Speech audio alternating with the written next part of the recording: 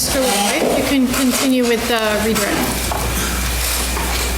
So on this particular date, Ms. Handow, you had spoken with Mr. Webster about the situation in the day. Yes. Again, did you ever ask him for any money? No. Ever at any time during your relationship? I don't recall. But the idea of you asking him to help out with your bills and like that was nothing you ever did, correct?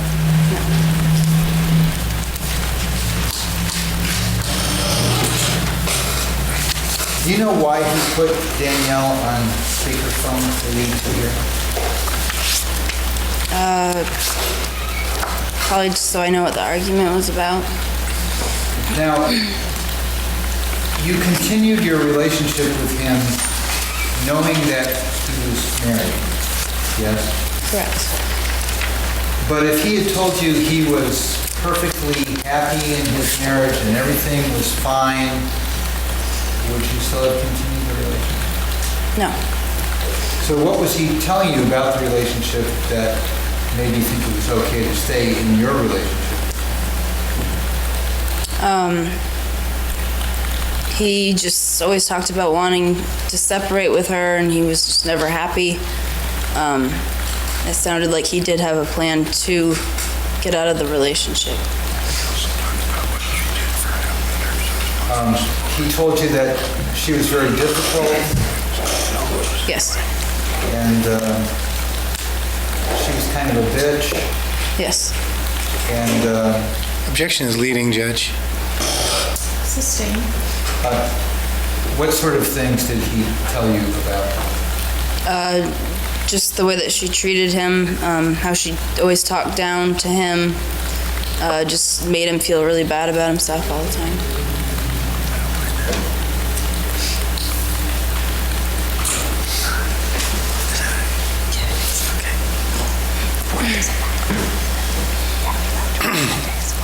Yeah. So at the end of your meeting with him that day, did he break up with you? It wasn't discussed. That's all I have, Your Honor. And based upon that, anything, Mr. Tatum? No, Judge, thank you. Here, excuse me. Thank you. And this then, Mr. LeBoy? It'll be Ms. Brochu, Your The Honor. state calls Karen Butler.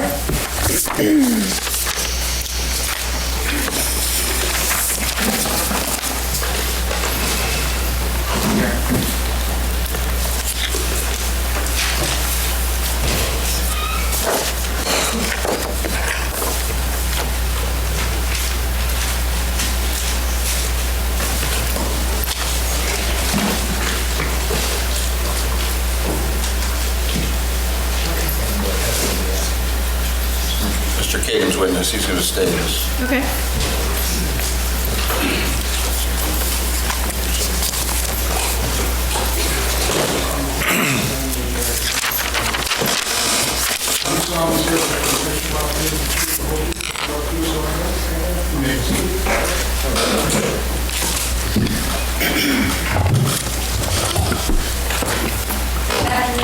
Good afternoon. Could you please state your name for the record and spell your last name? Karen Butler, B-U-T-L-E-R.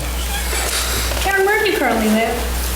Where do I live? Yes. Oh, 97 Para Drive in St. Albans. And where do you currently work? Bariatrics Nutrition in Georgia. How long have you been there? It'll be a year next month. In September of 2013, were you living in the same place you just stated? Yes.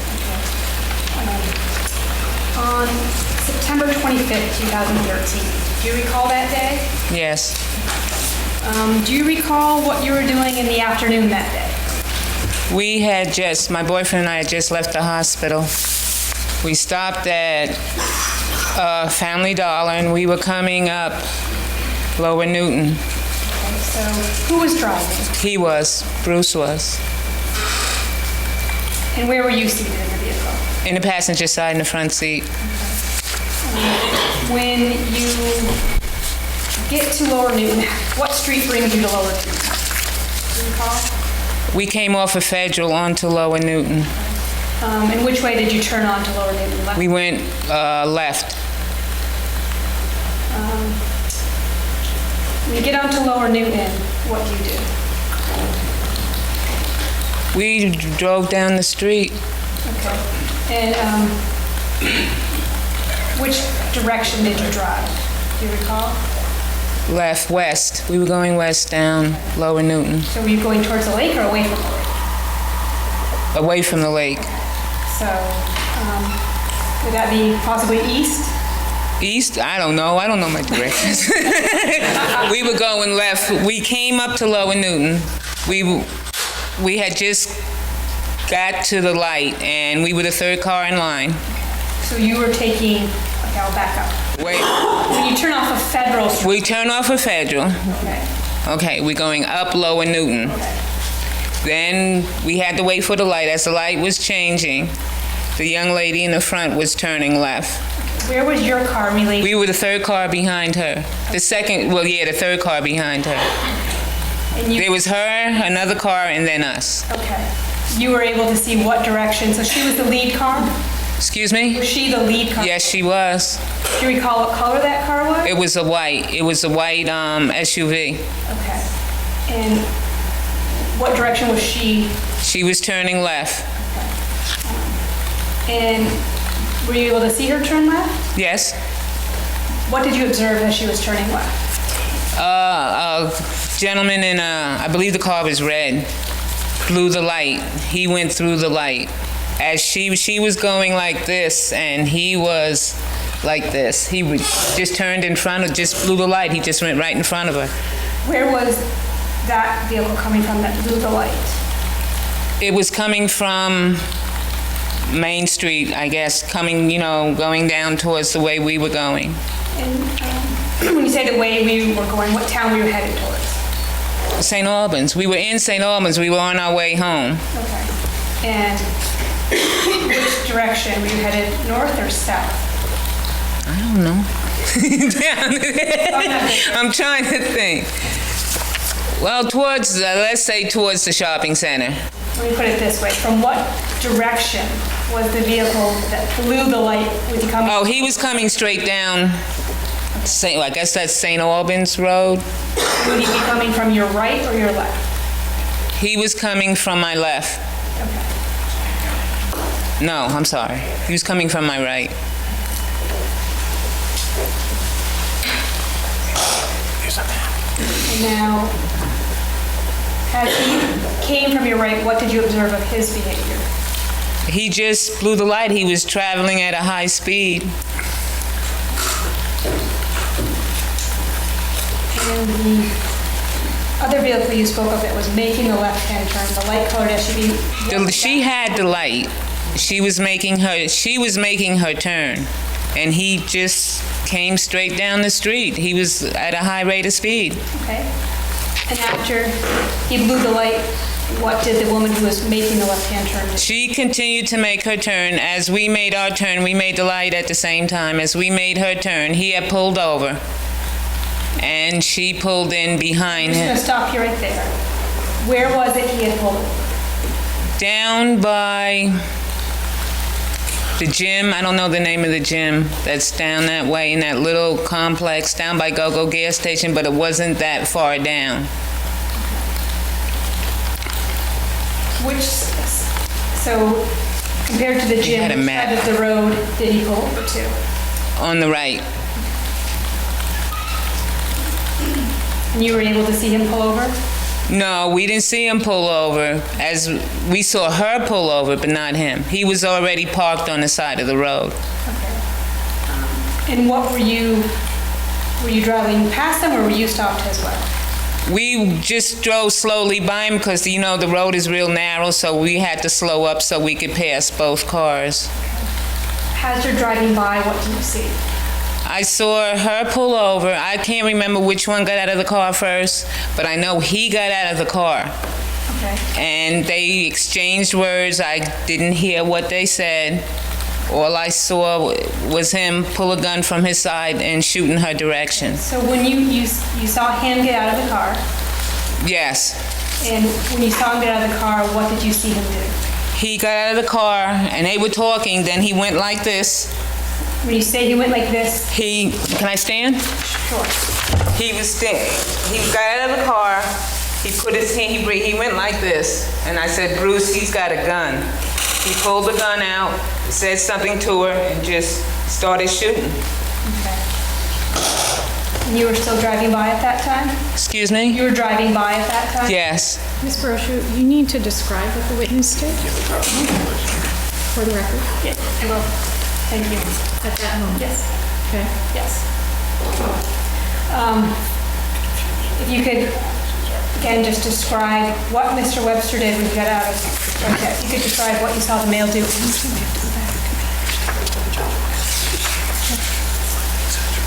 So what we need to do is just, when the witnesses are gesturing, create essentially a word picture about what they did so that the record reflects that. And so the witness stood, she raised her right hand to her waist. Her hand was positioned as if it was a gun.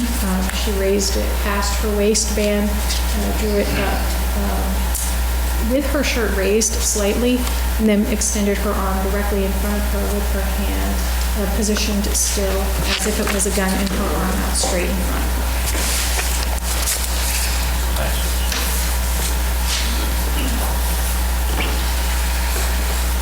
What did you observe after that? After the shooting? Yes. Nothing. We pulled into Maurice.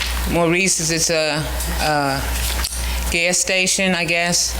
And I didn't see where he went.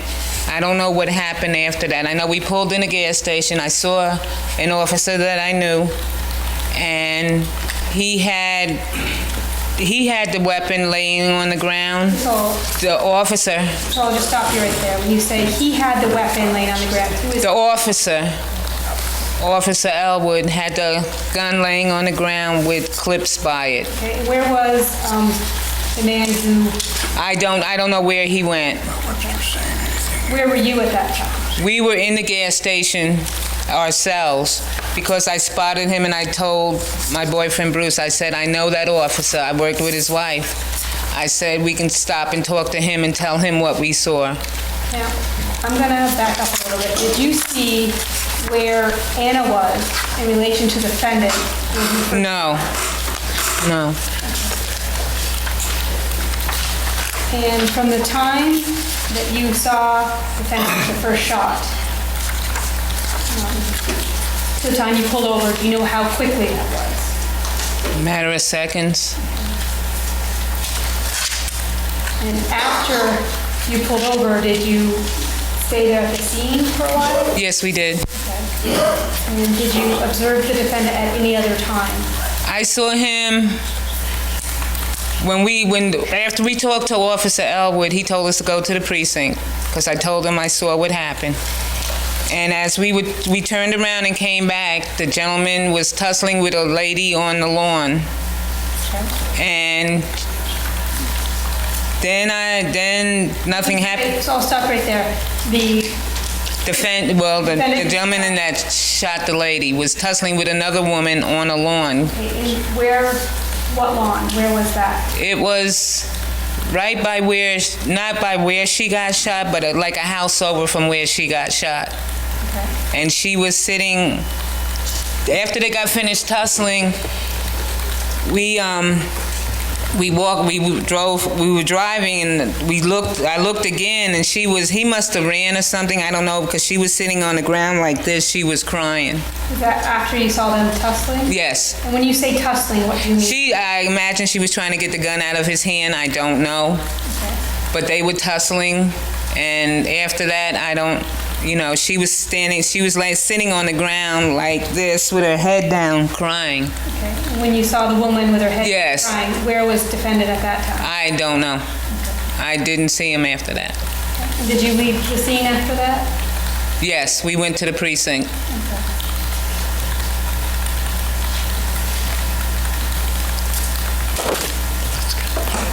Nothing further? Mr. Tatum? Hi.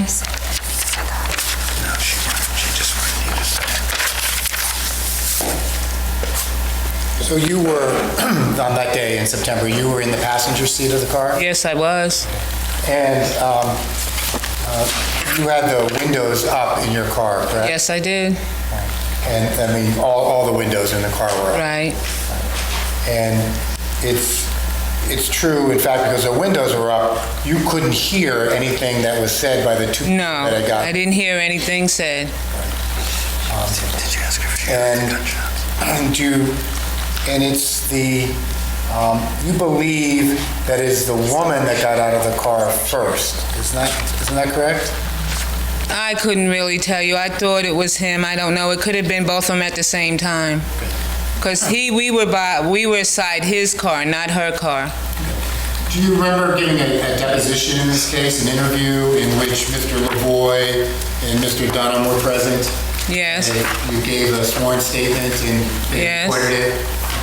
To show you, may I also show them? That marked as defendant deceived for identification. I ask you if you recognize what that is, Well, what is? what this document is. Yeah, why? Yeah, I don't know what it is. It's a deposition of what I saw. And when you gave that deposition, you rose your right hand before the television, correct? Yes, I did. And I want to direct you to page 6 of that deposition and ask you if you could read to yourself lines 14 through line 21, and just let me know when you're done.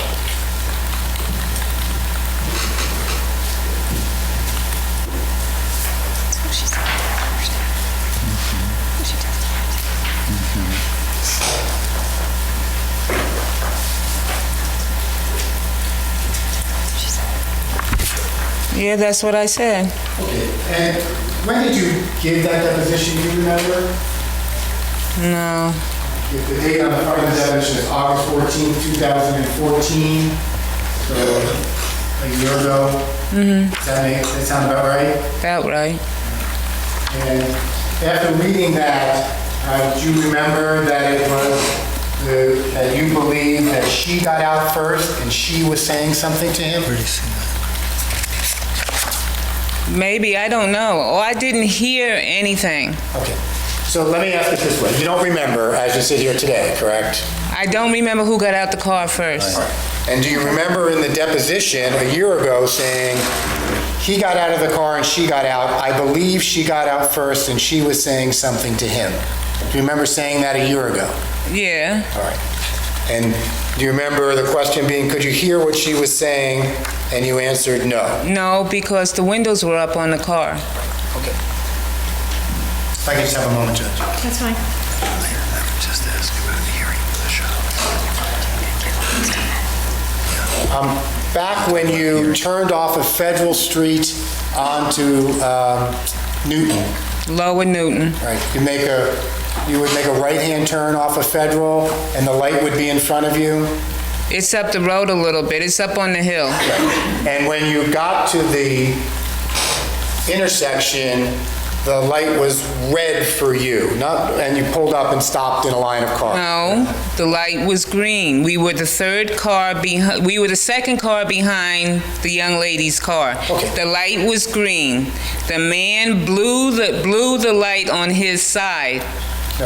No, I understand that. I'm trying to back up to the point before the car blew through the light. I know that you testified that the woman that was first in line went through and had the green light, and so did the second car, and so did you. My question is, before all that happened, when you got up to the intersection to start with, to get in line, were the three of you, the three cars, the woman's car, the next car, and your car, where you stopped at the red light before it turned No, green? the light had just turned green. Right, the light had just turned green. Did you see whether the first car in that line, in other words, the The line white we car, Yes. had that been stopped at the stoplight before it turned green? No, she was in her turn. She was making her turn and he blew the light. Thank you. Is there any redirect? No, Your Honor. No? Okay, you're excused, ma'am. Thank you. Thank you. And do you have another witness then? So here's the problem. Let's do her so we can finish with him. He's here, right? So, is she mine? She's yours. We're going to call Erica Therian, Your Honor.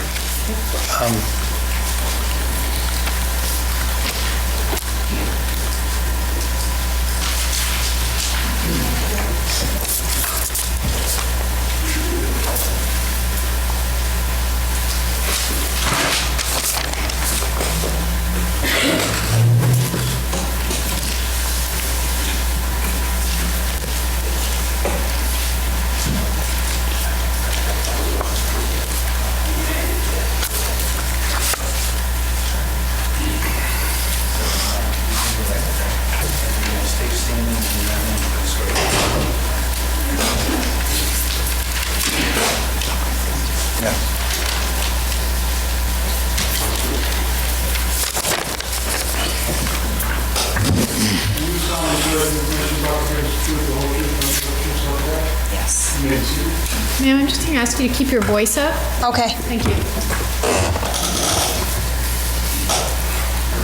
Can you tell us your name, please? Erica Therian?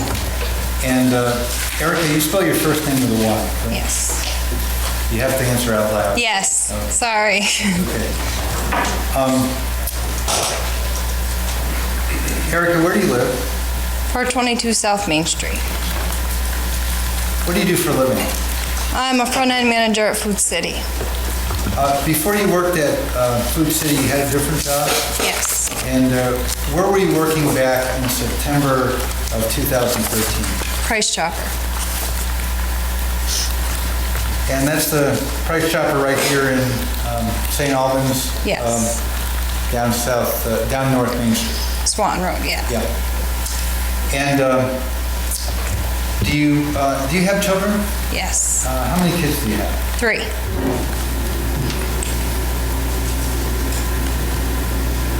Do you have a boyfriend? Yes. What's his name? Gary Ricks. On the 25th of September 2013, what shift did you work at Price Chopper? First shift. And what time would you have been done with work? About 11, I believe. Maybe 10:30. I might have had to wait for Gary for a little while to pick me up.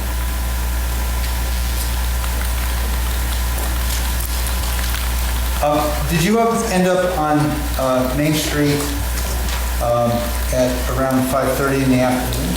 Yes. It was a long time ago. I'm sorry. It's okay. So does that refresh your recollection at all about what time you would have worked that day? Yeah. My shifts were always different, so. Yeah. But Gary was still picking you up from work? Yes. So if you ended up on the upper part of North Main around 5:30, 5:35, what time would you have gotten off work then? Probably 5:15. You remember the 25th of September, correct? Yes. So Gary picked you up, Yes. and was Gary alone in the car when he picked you up? It was his mother's car. Was he alone in that car? When he picked No, there was 2 children in it. Your kid? Yes. Two of your 3. 2 of my 3, yes. How old were the kids that were in the car? At the time, 4 and 7. As you, and what route were you headed on Main Street after Gary picked you up? South. We were going, So you were headed up Main Street toward the city yes. and toward your home on South Main Street? No, we lived You were living in a different place at the time. Spruce Street at the time. But you were still headed back up toward the city. Yes. As you got near the area of the fitness center there and Brandon's pools, did you see anything? Yes. Tell me what you saw, please. We seen one car pull over, the first car. I think it was the Ford Escort, and then the Kia behind it. Then what happened? We slowed down a little. I was watching the whole time. And we seen Anna get out of her vehicle, approach Matt's. And when he got out, it seemed like almost instantly he started shooting.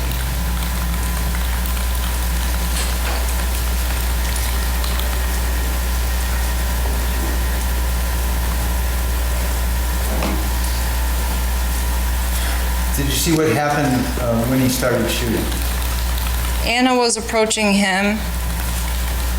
All I could see was her hands flailing, like she was angry and yelling at him.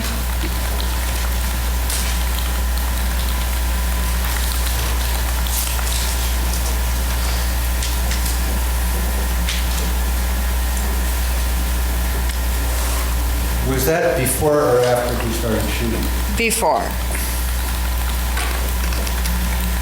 And once he started shooting, what happened? Her body fell to the ground.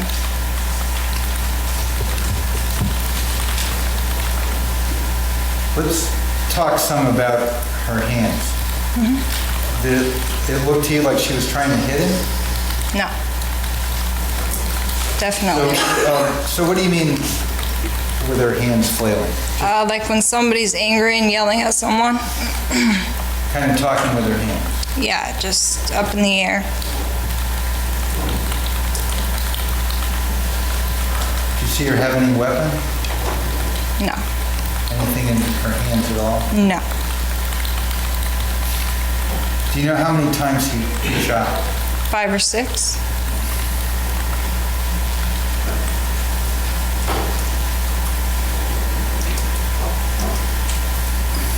Then what happened?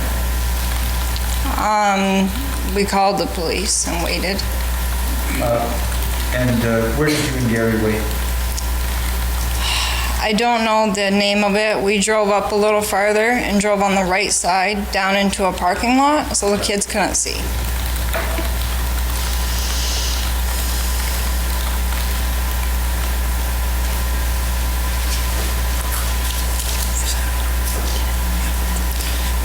That's all I have, Your Honor.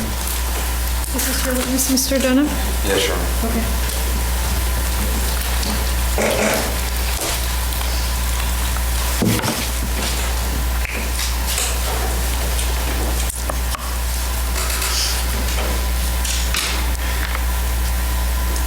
Good afternoon. So the first car pulled over, and then Anna pulled in behind her? Mm-hmm.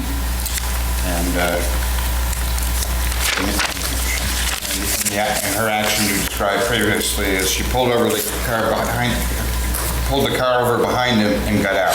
Right. And she approached his vehicle, correct? Yes. You could see her face. Yes. She was hollering and flailing her arms, isn't that true? Yes. You could tell she was mad. Yes. She was walking towards him a little faster than an average walk, I would say she was angry. and she was walking quickly. Yes. And you couldn't see the man's face, correct? It's so fast, no. You don't think he said a word, though? No.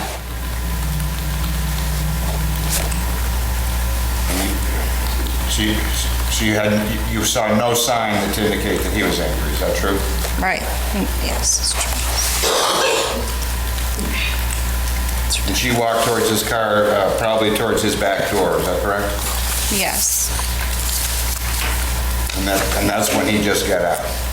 Yeah.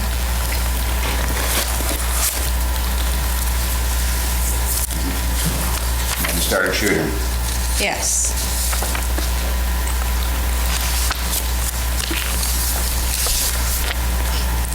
shots went off very quick. Yes.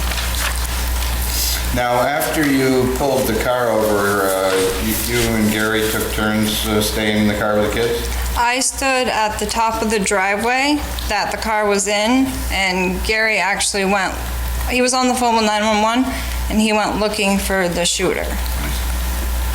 And so some things happened there, or at least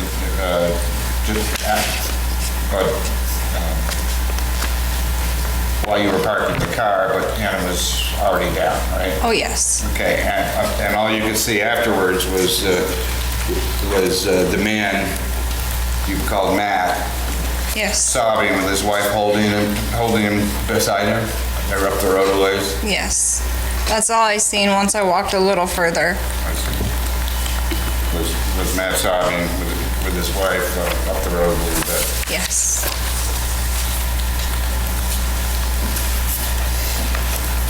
One moment, please.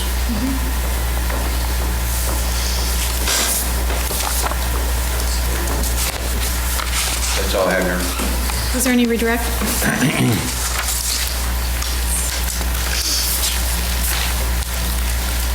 So you didn't hear him say anything, No. but you saw him shooting. Yes. Where did he get the gun from? It seemed like he already had it on him. Do you remember saying in your depot that you saw him hold the gun? Yes. What did you mean by that? From his side.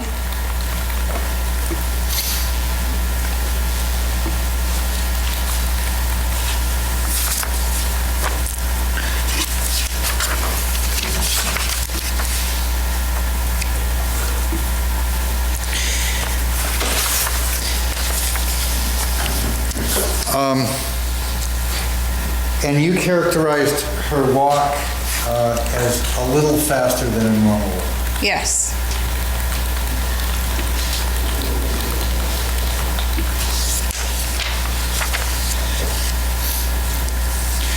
And your first statement was that you could tell that they were angry. What, Mr. Dunham? What, was there an objection?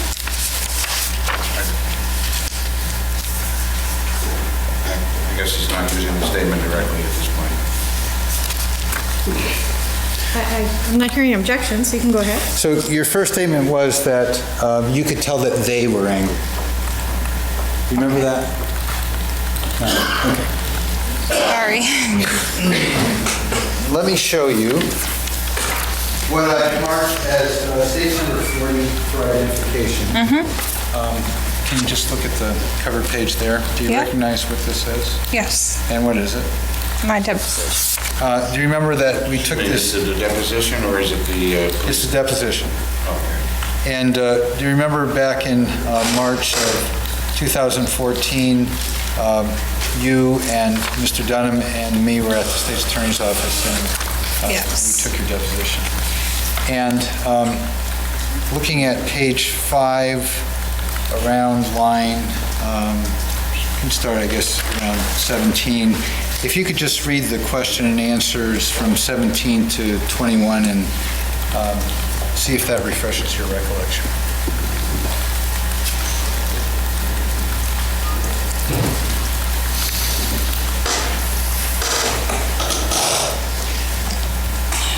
You all set? Yeah. So in the deposition initially, you said that they were correct? Yes. And so what has led you to that? I guess I just assumed. I really thought at first it was a couple arguing. Just the way she was walking towards him and seemed to be arguing. And the assumption that you made on his end of it being angry was the fact that he shot her? Yes, I guess.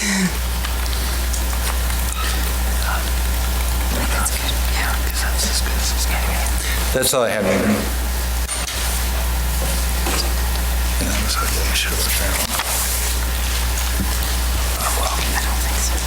Okay. Actually, you had made the assumption that they were arguing when you saw it, isn't that true? Before the shoot, before there even was a gun involved? And then I asked you further questions about what you saw, correct? Mm-hmm. And it turned out you never saw his face, you never heard him speak, so you had no information that he was angry, correct? Yes. And that's when you testified that that she was hollering Yes. and flailing her arms. Yes. You could tell she was mad. The way we were coming down the road, I could really only see her face. That's what I was more focused on. It just happened so fast, I didn't really see him. So what you're seeing is the woman hollering, walking fast and flailing her arms. Yes. That's all I have. Anything else then, Mr. Lavoy? No, Your Honor. Thank you, ma'am. You are excused. So, do we want to make this worse by calling Riggs and move this along? So, Mr. Lavoy, your next witness then? Yeah, then I'm going to let Riggs go. Okay, so Brandon's yours. State calls Matt Brannon. You looking? Yeah, I'll send him in, but I'm going to let Yeah, I got that.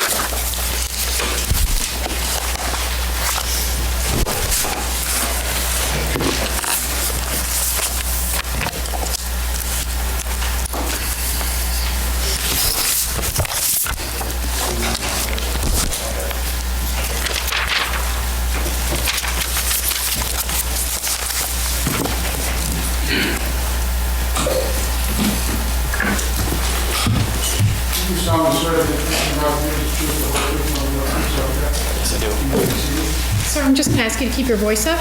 Okay. Good afternoon. Could you please state your name for the record and spell your last name? Matthew Brannon, B-R-A-N-O-N. What do you do for a living? I work for the family business, maple sugaring and pools. Where is your pool business located? 248 North Main. Let me take you back to September 25th, 2013. Do you recall that day? Yes, I do. What were you doing that day? I was closing pools that day. Where were you closing pools? Alberg, Isle of Mott, Grand Isle, that area. When you finished with your work for the day, what did you do? I parked my father's truck, because it's the work truck, and I got into my Jeep. When you say you parked his truck, where did you park it? I parked it right in front of the pool store. Where? And I'm sorry, you got in your Jeep?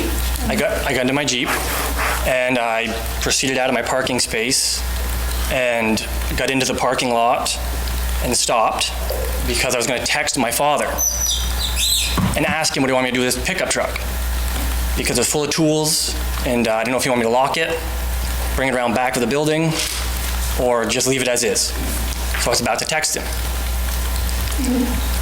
And At that time? I'm sorry? What happened at that time? I noticed at the corner of my eye, a vehicle stopped quickly.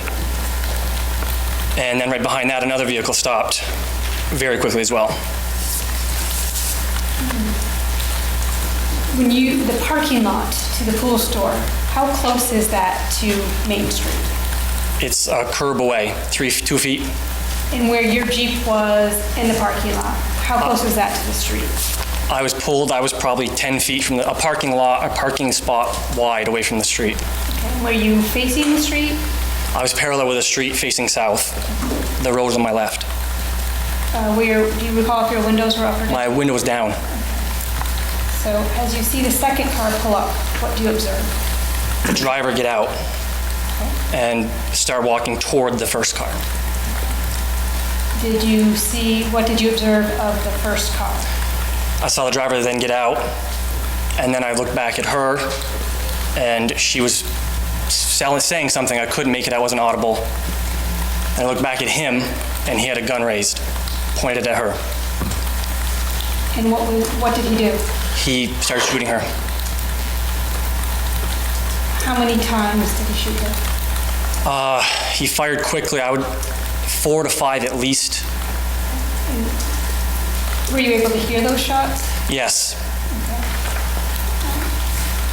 Did you see what happened to her after the first shot? She buckled over. She bent over and started to fall. And after she started to fall, what did the person shooting do? He kept walking and shooting.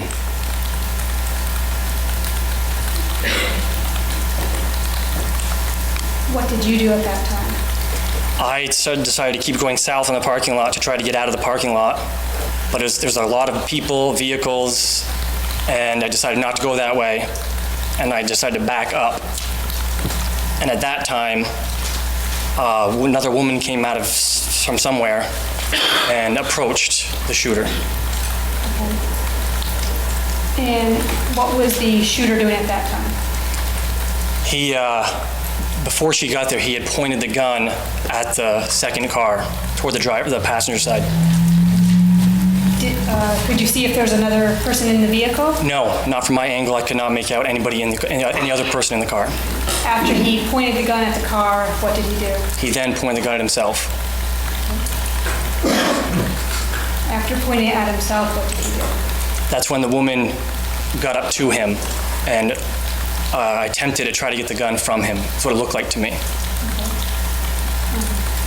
And at that point, you're still in the parking lot? I'm still in the parking lot. That's when I decided to try to get out of the parking lot.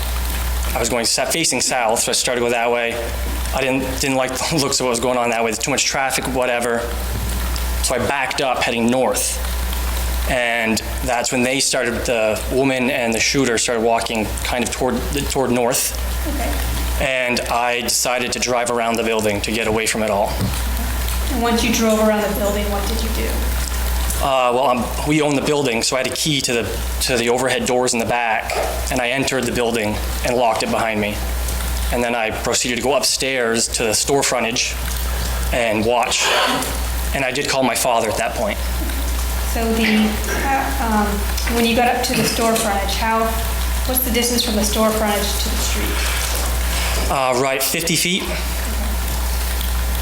Were you able to clearly see the street? Yes, easily, yeah.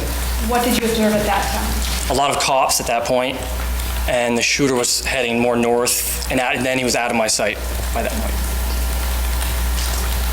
After that point, when you got out of your sight, did he ever come back into your line of sight? No.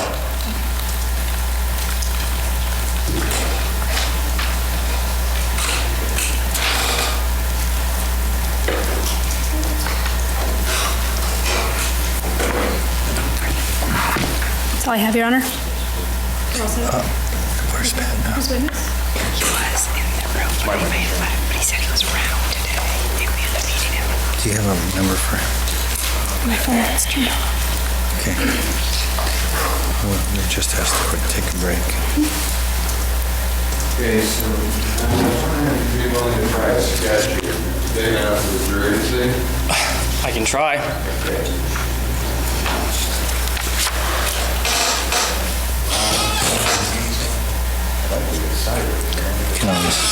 You can always count on him to waste time.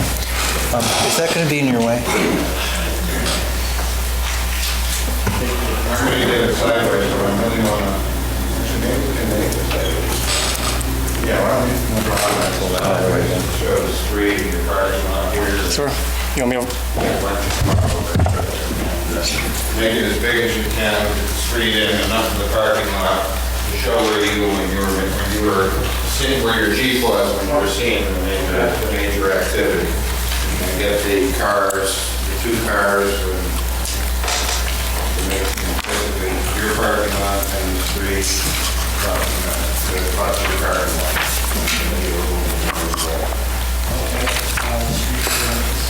You want to go up and watch him draw? You serious?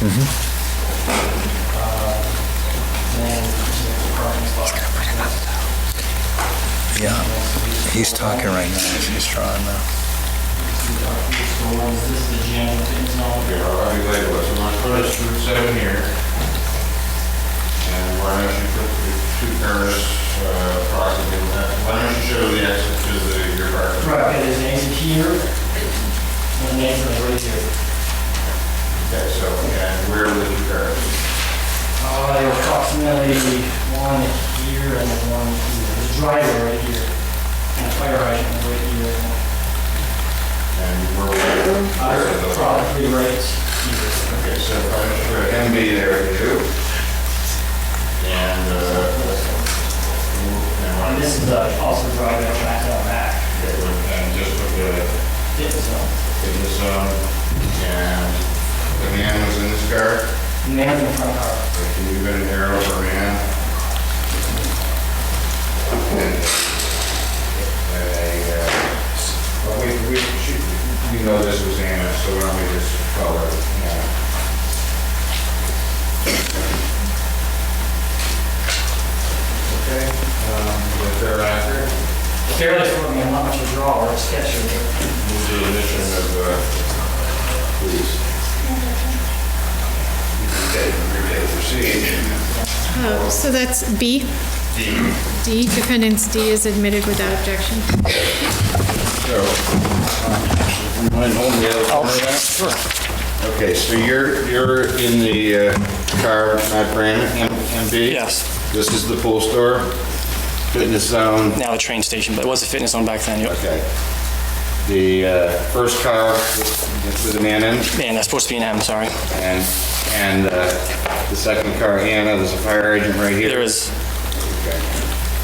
and this is a driveway. So you had a pretty good view of all the action. Yeah.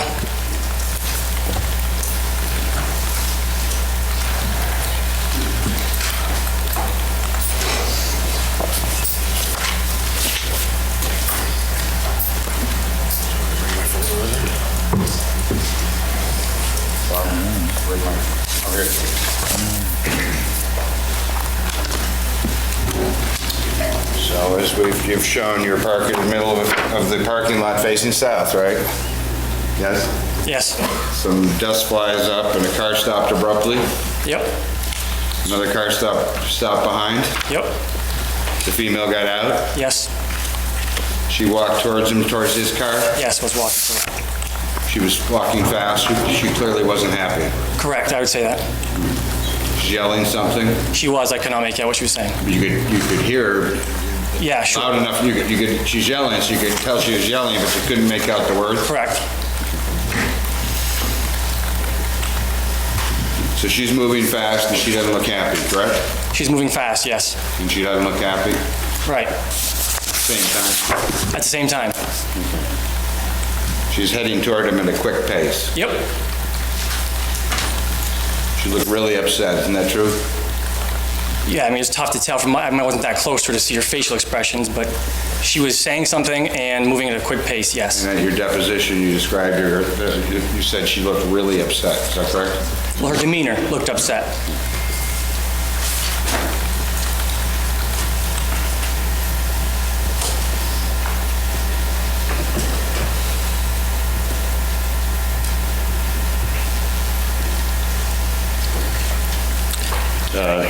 She was clearly out before he was, isn't that true? Yes, I was looking at that car when she got out. And you saw nothing before the shots were fired, I wasn't looking at his car when he got out. and you didn't see anything to show that he was upset. No. And there wasn't an interruption. We started about going back to the store. There wasn't an interruption going to the store or to move yet. You're still there watching, correct? Yeah. Yeah. Yes. He points the gun towards the other car, and then he points it at his head. Yes, Now, correct. is he by the side of his car then, or is he up? Closer to her car, I see. But he's out in the street? in the street. Okay, and did he make any movement before the other woman reached him? No. Okay, so Not that I she know. reached him in the road. Yes. Okay. So he's got the gun to his head, and the other female came out of nowhere, Right. I'm not sure where she came from. and she just started trying to grab the gun so he wouldn't She looked shoot. like she was trying to get the gun from him. And then the gun was in the air? Yeah, I mean, he didn't look like he wanted to give it to her. Right, but yeah. Yes. He got it away, she got it away from his head, and he's got it in the air? Correct, above his head, yes. And now this kind of gun in the air, trying to, whatever's going on between them, that's almost slow. It wasn't happening too fast, right? Right, I mean, it took me a while to process it, yes. Now, when you come back to, you went downstairs, came up, you're looking at the store window, so you're now looking right out where you can... I'm looking at Route 7, yes. And can you see the chiropractor's driveway, or is that up the road? You can see the driveway. Okay, and you see the SO sign? Yes, you can see the SO sign. But it's off your far left? It's far left, Yeah. from my vantage. Okay, and so there was the plain clothes officer who was at the fitness zone? You saw his car too, right? Yes, I did. Okay, and he pulled up, and did he park facing the chiropractor's driveway at an angle? He was parked I'm not sure if it was an angle or not. He was parked toward the chiropractor, yes, Okay. facing the chiropractor. Okay, and you testified at deposition that he was behind his car? Yep. So he went behind his car and was what, holding a gun, or? Yes, he was. I see. But he was holding a gun from behind his car? From behind the car. Looking towards? And maybe it was angled. I don't remember the angle. I can't remember if it was angled or not. Okay, but he's behind his car looking towards the direction of the chiropractor's driveway? Correct.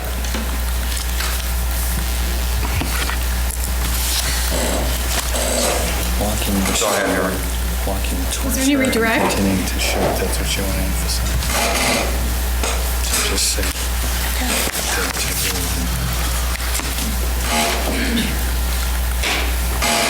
When you saw defendant shooting, he was moving forward?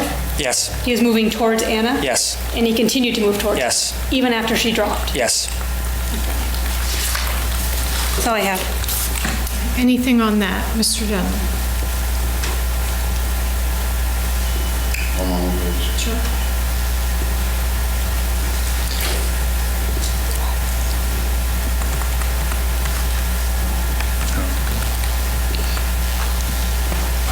Can I get some water? We're just going to have to tell them that we're out of witnesses and we need a couple minutes. The man wasn't moving fast at all, isn't that true? Excuse me? Sorry? The man was not moving fast at all. No, he was not. That's all I have. But he was moving deliberately and continuing to shoot. Ms. Brochus, are you also? But he was deliberately moving forward. Yes, he was. Leading their own witness, and she did the others on material matters, so... Sustain. Was the man moving? Yes, he was. What direction was he moving? Toward her. Okay. Was he continuing to move towards her? Yes, he was. After she fell, what was he doing? He kept walking and shooting. Thank you. Are you through then, Mr. Dunham? I am, Your Honor. Okay, you're excused, sir. Thank you. Can we approach, please, Your Honor? Yes. Well, I think that I had told all of you folks when we're having a conversation at sidebar, you can certainly talk to each other, stand, stretch. Okay, thank you. So the attorneys need to prepare for the next witness, and that's going to take a few minutes. So we're going to actually take an afternoon break early. Your next witness? State called Detective Trooper Eric Patno.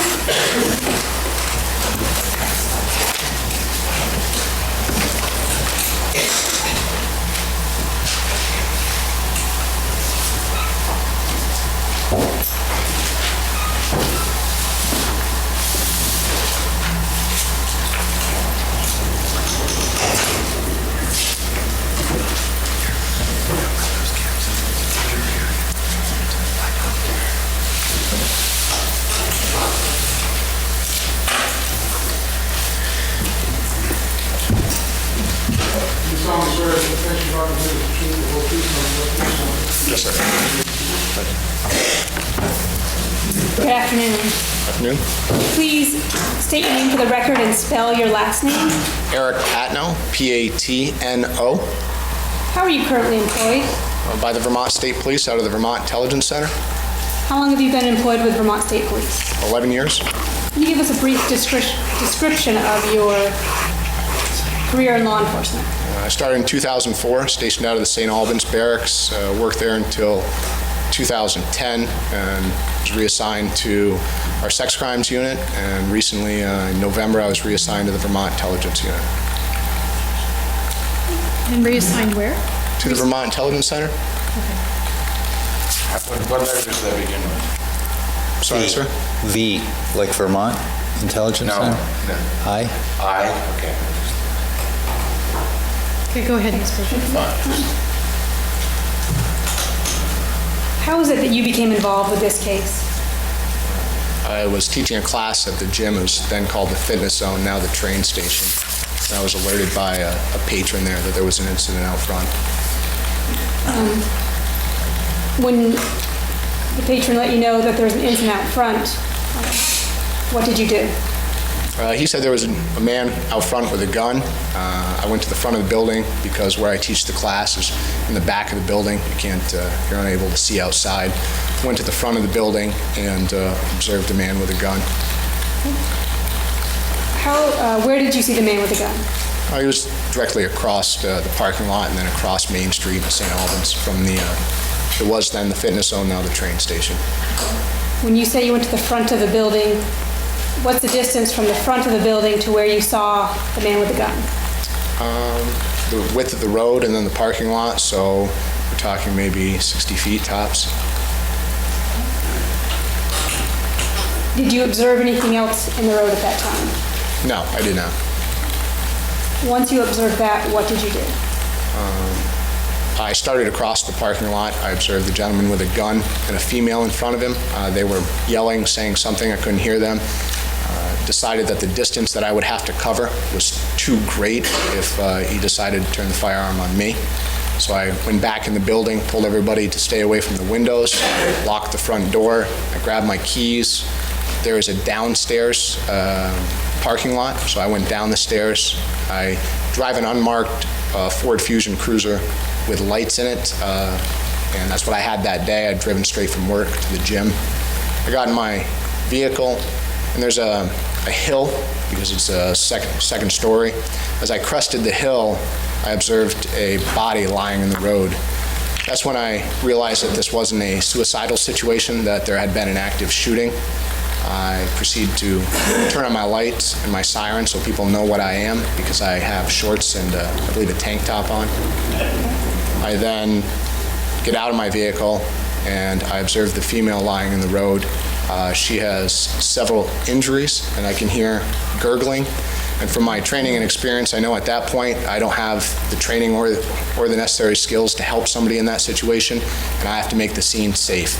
I have to find out where the gentleman with the gun is. When you said you heard gurgling, does that have any significance to you? Fluid and air coming out of parts of the body that they're not supposed to come out of. And when you said you observed injuries, what specifically did you observe? I could see a serious injury from the bottom of the female's face, and there was a large amount of blood pooling around her.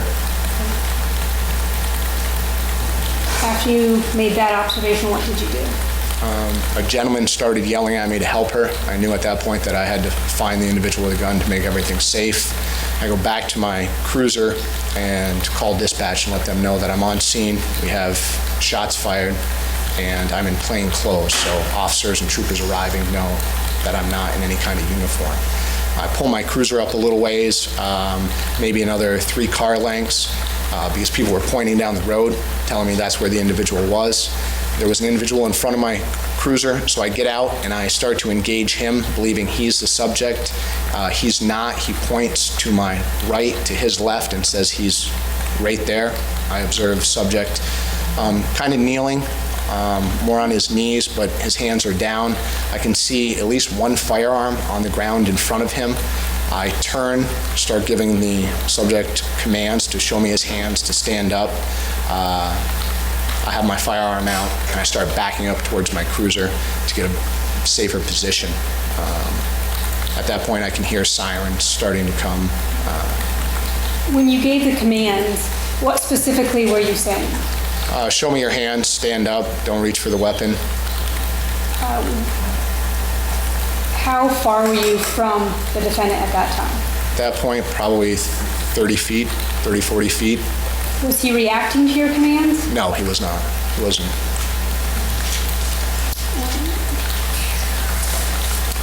This time I'd move for the admission of states. I'm going to do the video first. Okay. Admission of states 15 cruiser video, Joe Thomas cruiser video. What was the exhibit number again? 15. So 15 is admitted without objection.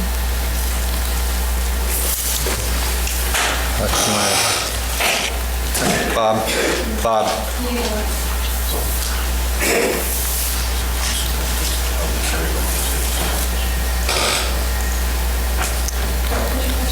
Possible to tell jury what it is. So let's just make sure. Are all of the jurors able to see the screen at this point? Is anything obstructing anyone? Nobody indicates. If you can't see when the video is played, please raise your hand, okay?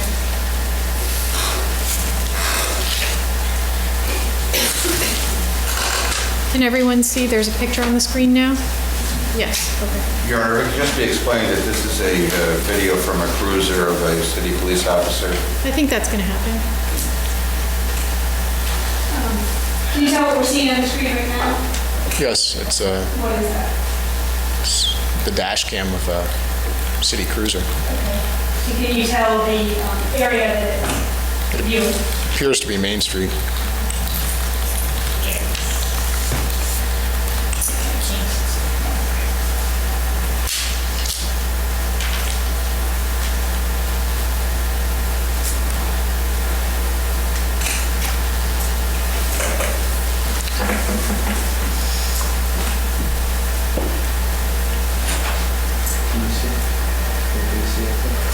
And right here, Your Honor, this was the voice talking to the jury. I know it's for good reason, but He said to a juror, can you see, can you hear, I believe, is that right? no, I said, can you see okay? Okay, and so the jury will notify the court if they cannot see. Can everybody see? Everybody can see, okay. We need a date.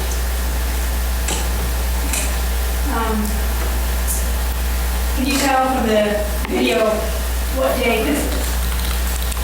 September 25th, 2013. And can you tell what's on the screen? Can you explain to us what we're seeing on the screen at this point? Yes, that's where the incident occurred. The silver car, or right in front of the city cruiser that you see the lights on is where the body is. You can see two city officers running in the center of the screen. And in between the two of them is a silver cruiser. That's actually my cruiser there, headed to where my cruiser was. This is right in front of the train station. Okay, perhaps if I could have maybe this come down and just point to things on the screen, maybe just to make it clear, if you could just come back and Sure. point it on the screen.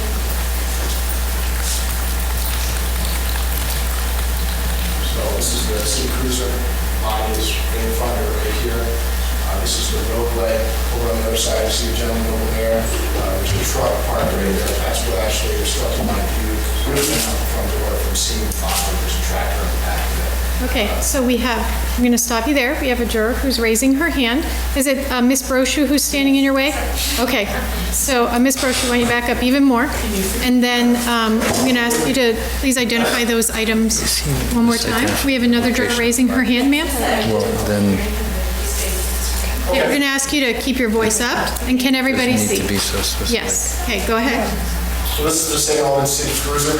Right here in front of it is where the body is. No.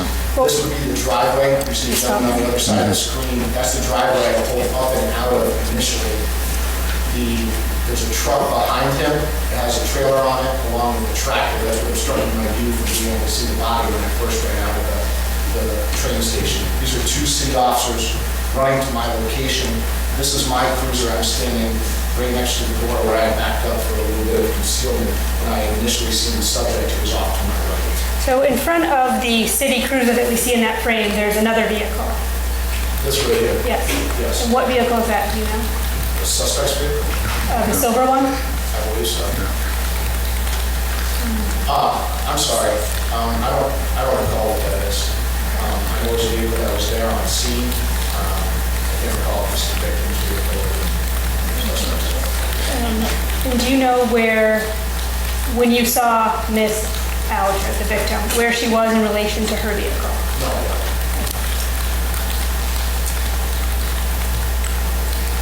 There's no body in the picture. Okay, so, Mr. Dunham, you can raise concerns about the exhibit during cross-examination.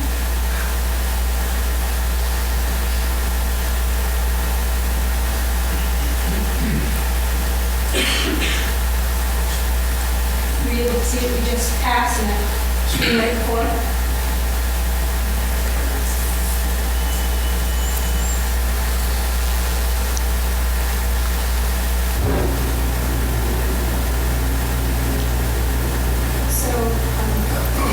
Right there by the silver vehicle.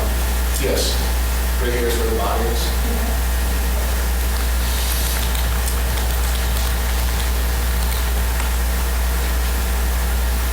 And then the vehicle that's directly in front of us right now. This is what I'm saying.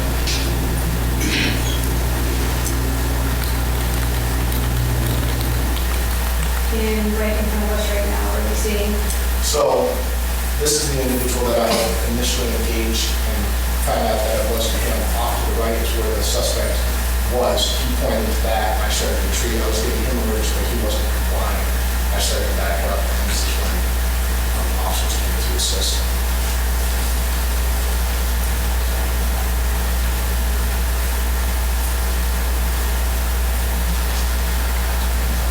So after I started to back up, the suspect started to comply, but he wasn't good enough to just continue to lay down, but he was showing these things at that point.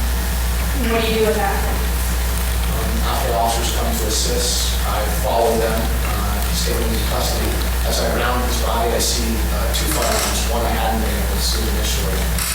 I pick up the weapons and leave them safe, which means to empty the magazine, empty the bullets out.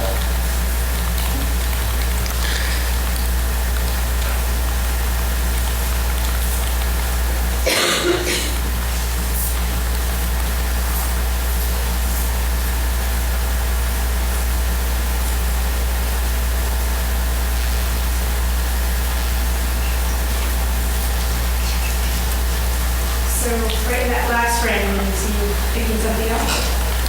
Correct, I just picked something up and walked on the side. Okay, so what was that? Those are the two firearms. That's all I have to say. Heather, now that you've had all the commentary, why don't you play the whole loop?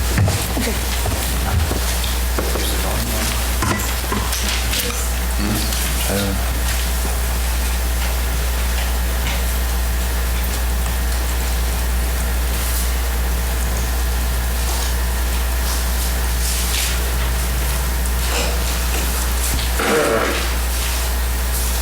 Is the volume on or turned off? Object, Your Honor. When we started showing part of the stipulated exhibit, the volume isn't on. Okay, so Ms. Brochu, I'm going to ask you to, it's almost done, but you can stop the exhibit. Did the stipulation include volume? The siren playing there, that's what you want. Okay. Cruise video, not playing the sound, but it's just the blaring of the siren. And you want the sound played, correct, Mr. Dunham? Yes, please. Okay, so we'll start from the beginning then with the sound.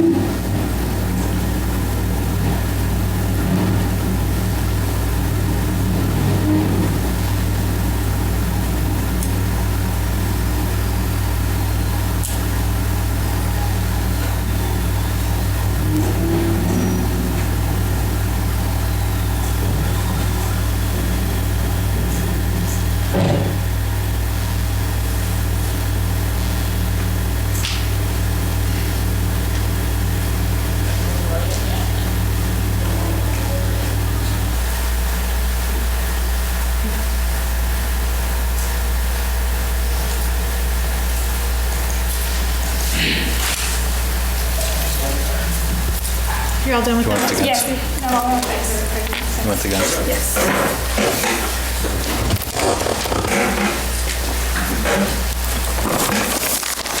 Caltech.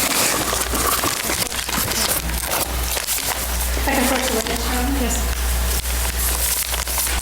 I'm going to show you this. The warrant that states 24 and ask you to take a look at that. And, is that similar to? Yes. Yes, it is. And at this time, it's our stipulation of move for the addition of page 24. I'm sorry, I'm just gonna follow. That's the Caltech. Okay, so it's part of this, that's part of the stipulation. So it states 24 is admitted without objection. Yeah. And at this time, I would request to motion to the narrator on it. Just need to place in context. He hasn't said that. You still have a relevance objection, or, I know there's a stipulation regarding foundation. Let me ask some more questions. I just want to be clear about your objection, though. I'm just not clear that the jury is clear as to which gun is in the box and So that's fine. So, Just saying. you just spoke about, you have guns near the defendant. Yes. How many guns? 2. And you described those guns. Yes, one was a smaller caliber firearm, and one was a larger caliber firearm, similar to what I would carry on duty. And the one in States Exhibit 24 is the larger caliber or the smaller caliber? This is very similar to the smaller caliber. And where in relation to the defendant did you pick it up? Right directly in front of him. You can see him lying down, face down with his arms up. It's directly in front of him. Your voice is dropping, Eric. Sorry. It was directly in front of him. That's fine. So you're moving to publish it now? Yes. Do you have a further objection? no. All right, then, that's fine.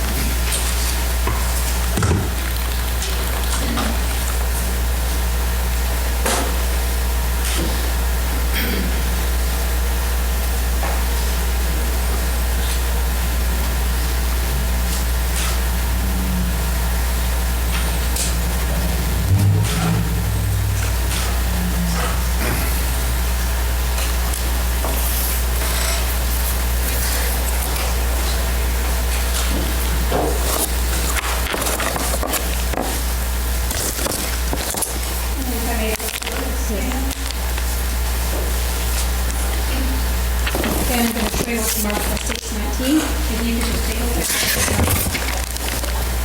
And this what, do you recognize that? has the larger firearm. Specifically recognize the fact that, unlike a lot of firearms that I see, the barrel, once you rack the slide, is a silver color. So that was I can't hear you.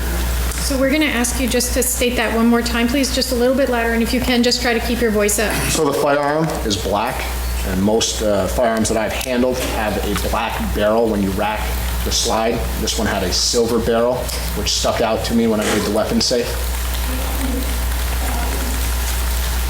Where was that gun? It was next to the smaller one, in front of the subject's body, as he was laying down. So I moved to the addition of States 19. Is there a stipulation regarding foundation there? I just didn't see 19 on the list. Yes, no, the stipulation covers the items that were found on the driveway during the arrest of Matt. Okay, so that's an item number 4 then. So 19 is admitted then without objection. I also request to publish this in the Straight List. Any objection? Yeah, it would just be a lot easier for me if it's got even if he doesn't know the caliber, if we can get a caliber assigned to it so that, Well, do you know what caliber gun that is? No, I do not. Okay, well, it's identified as the exhibit. So you can publish that?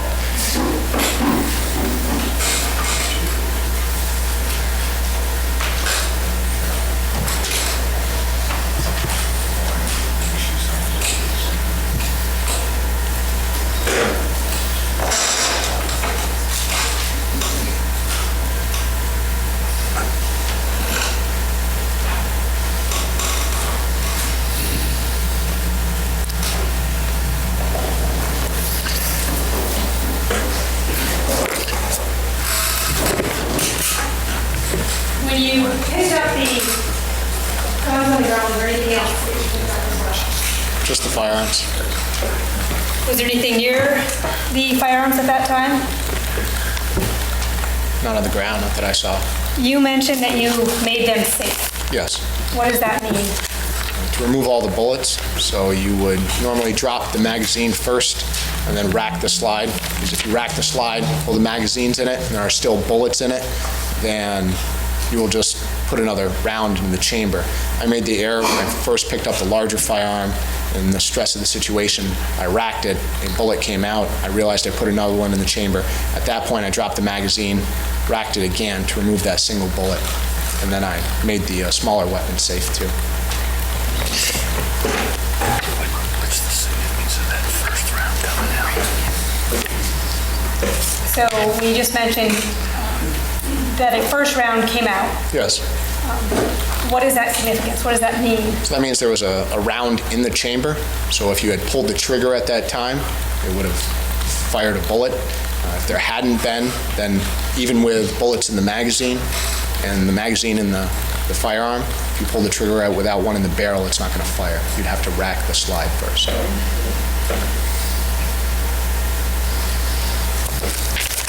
These are the 38s, and these are the 9s. So, based on our stipulation, I would move the admission right now states 20 and states 41. As long as they're identified as either 380 or a clip or 9mm clip.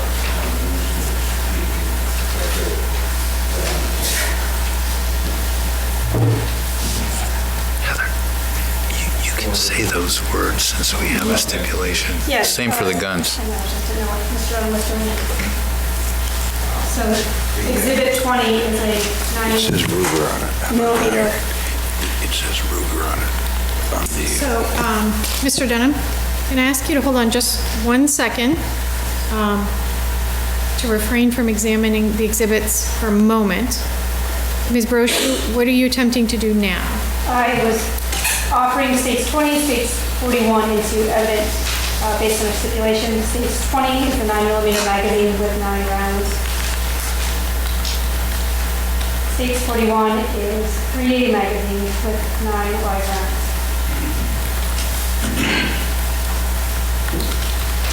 How many live rounds did you say? 9. Okay. Okay, so first, is there an objection to the admission of 20 and 41? Seems that there. We know, Your Honor, but the Exhibit 19, it has, at least has a name on it, which I don't, may I ask, what, can I tell the court what it says on the label? Well, why don't you just come up for a minute?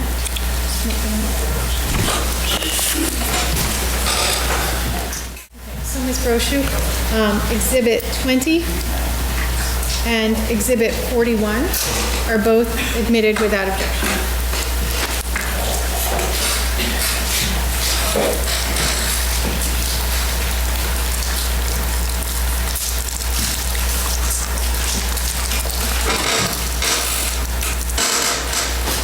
So, which exhibit are you opening now? 20?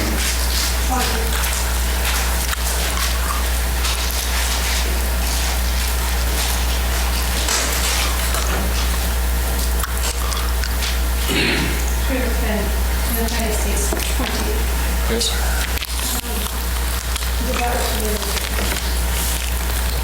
This. What is it? Magazine to the larger firearm? You got the magazine when you cleared the gun that came out. Yes.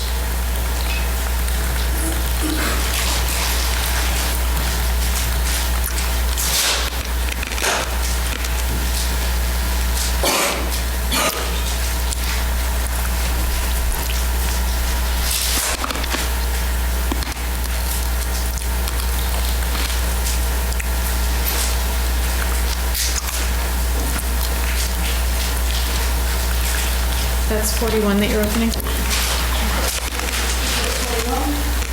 And the trigger was identified as states 41. Do you recognize that? Yes, it would be the What is that? magazine that I removed from the smaller firearm with a magazine extension on it.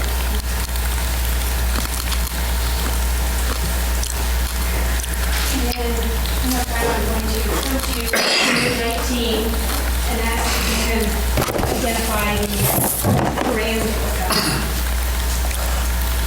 It's a Ruger.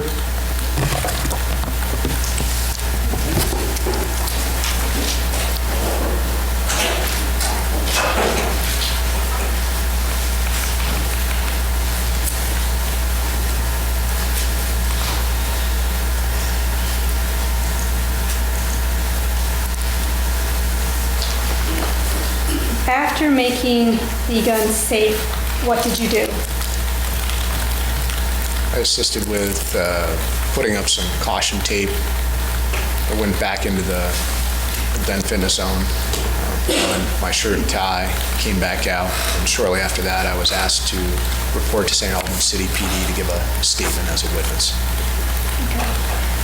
From the time that someone came into the gym telling you that a man was shooting to the time that you got to your cruiser, how long do you think that was?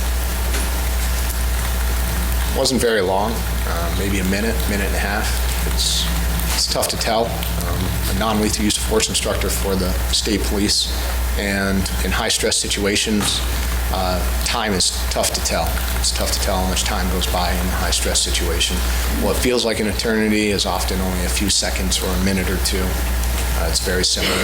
In firearm situations, an individual might be asked, law enforcement might be asked, how many times did you fire your weapon? And they might say 2 or 3, and in all actuality, they fired 9 or 10. Objection, Your Honor, it's not responsive, and he doesn't have the expertise. Overruled. Overruled. Okay, you can go on. So I would say that a minute, minute and a half from the time I ran back into the building, got in my cruiser, maybe a little bit less, and got up to the street. Okay.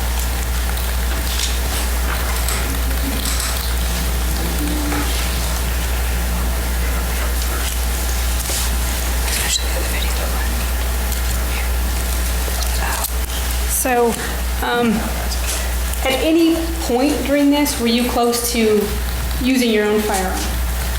When I engaged the first suspect that I believed to be the individual, and then he said, no, he's over there. As I turned, I saw firearms on the ground. I saw the individual. He clearly had the ability. He had the opportunity to get the firearms again, and people were in jeopardy. So at that point, yes, I began to squeeze the trigger on my firearm in that situation.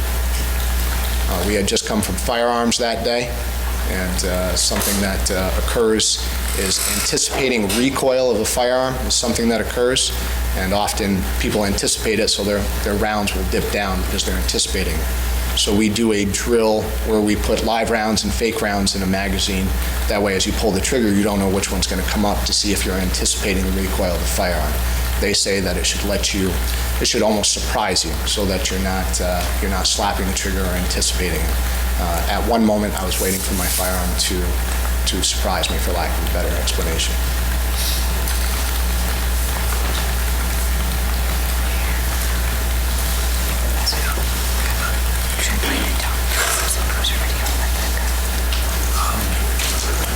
What else would we use to so do it. But listen, don't be afraid to call it by name and say the details yourself. This time the state moves for the stipulation agreement for the admission of state 16, which is Sergeant Eric Josephson's cruiser video to his response to the truth and honesty. Is there any objection? One moment.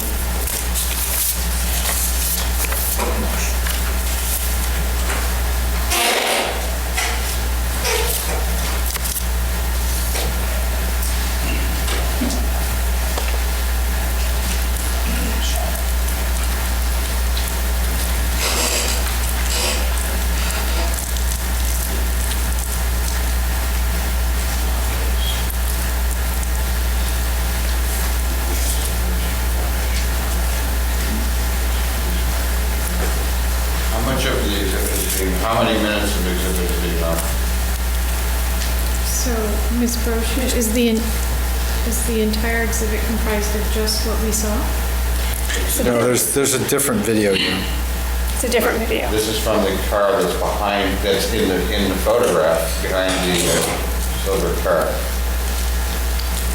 So, Sergeant Josephson's video, was that the one that we just viewed?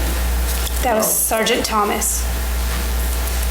So that was item 9 for stipulation purposes, correct?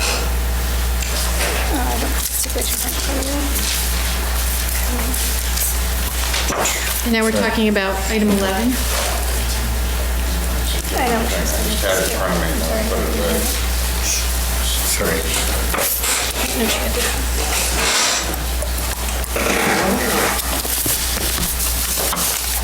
So for stipulation purposes, Sergeant Josephson's video is, you are correct, it's number 11, and Sergeant Thomas is number 9 on the stipulation.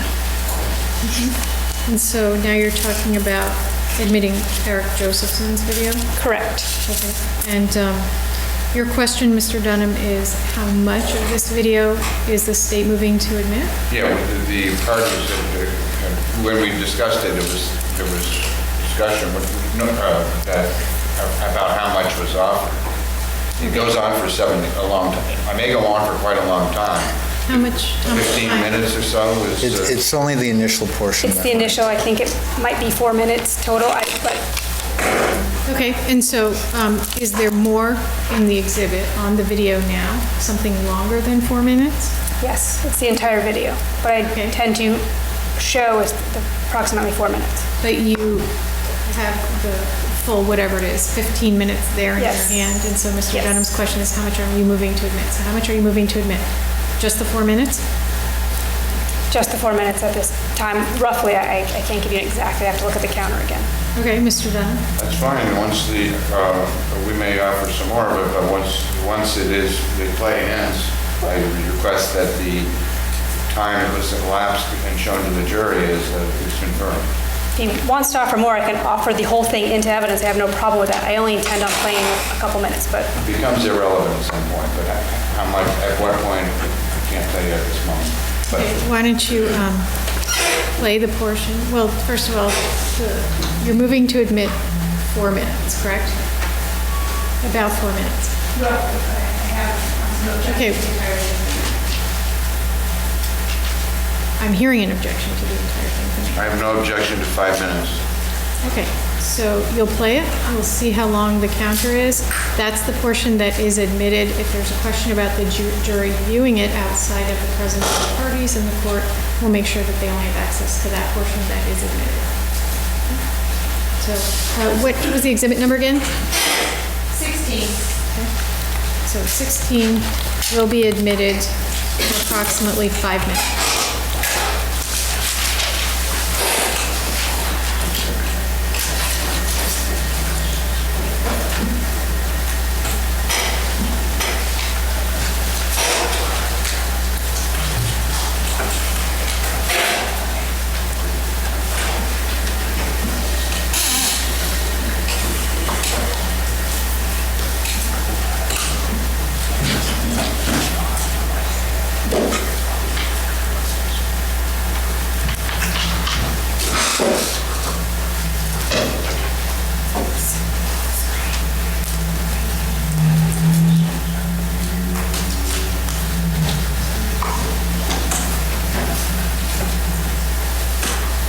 First, I asked you, recognize what's on the screen right now.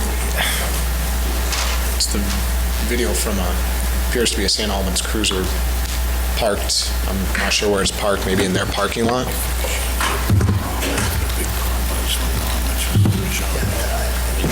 I understand that part.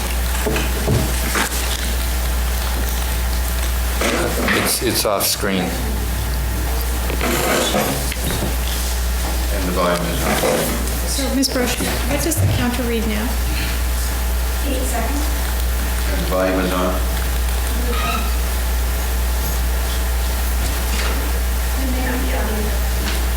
Armstead?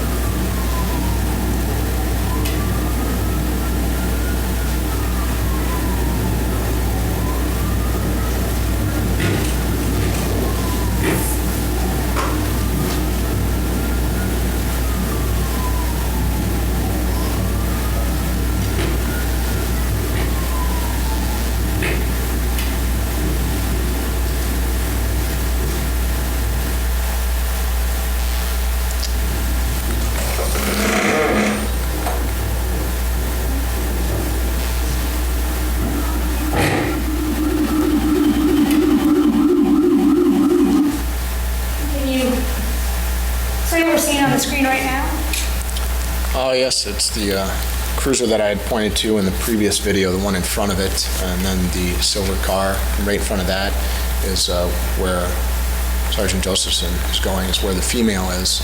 Moments before that, you see a silver cruiser right next to that. That's my cruiser. I continued down the road. As I explained, I exited my cruiser and started to engage individuals. I mean, it's a little clearer in this view. If you could come down and you mentioned the silver car and the victim being next to it, you could just point that out.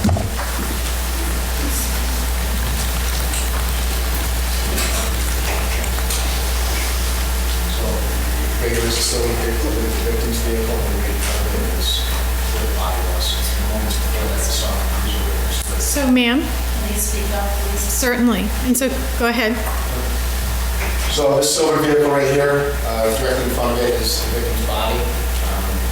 The silver vehicle is, I believe, the victim's vehicle. Moments before that, there was a cruiser with lights on. It was my silver car. I was pointing forward to where I believe the suspect was. Okay, thank you. I guess I was way off my counting. That's all. At this point, I intend to show this video. What's the counter read now? It's only 38 seconds. So I have 40. Okay.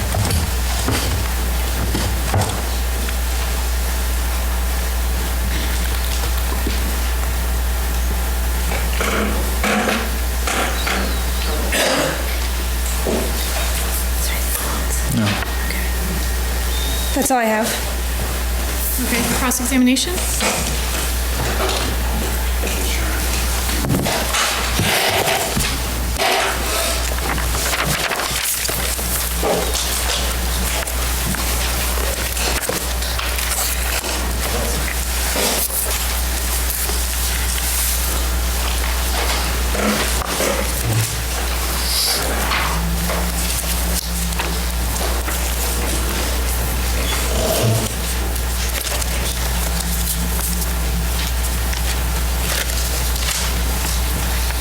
Good afternoon.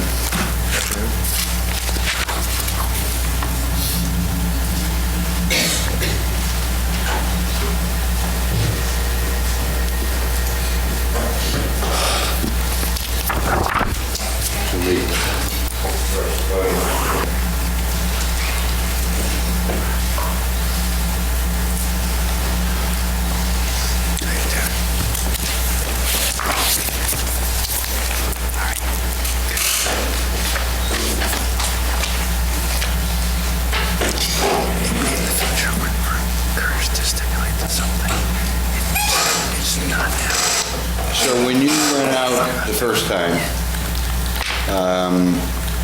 you didn't see the person lying in the road, correct? Correct. And that's because there was a piece of farm equipment between you and that view.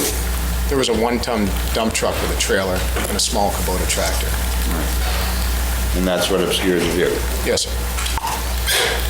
And so ahead of that, what turned out to be ahead of that scene was the man with the gun, right, to the north of there?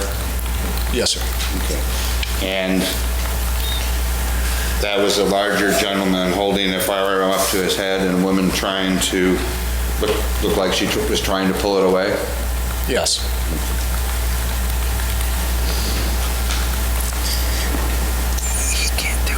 And that's when you decided you better get your own firearm? Yes, sir.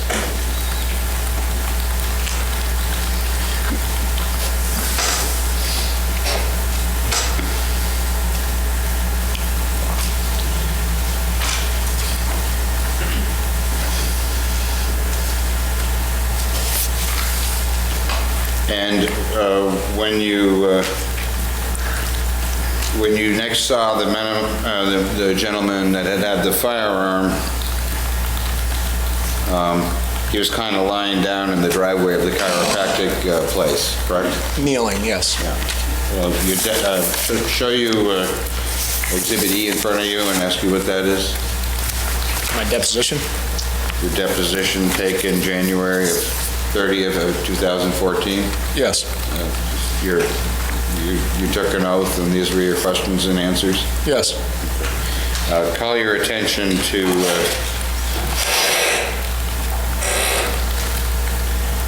page 9, lines 12 to 14. Yes. There you testified the gentleman I had seen walking with a firearm and a woman, he's kind of lying down in the driveway of the chiropractor place? Yes. Okay, is that a true statement? Yes. And that's the same location we eventually see on video? Yes. The SO sign was, were you able to see the SO sign in the video? Oh, yes. So it's right near the SO sign as you described? Yes.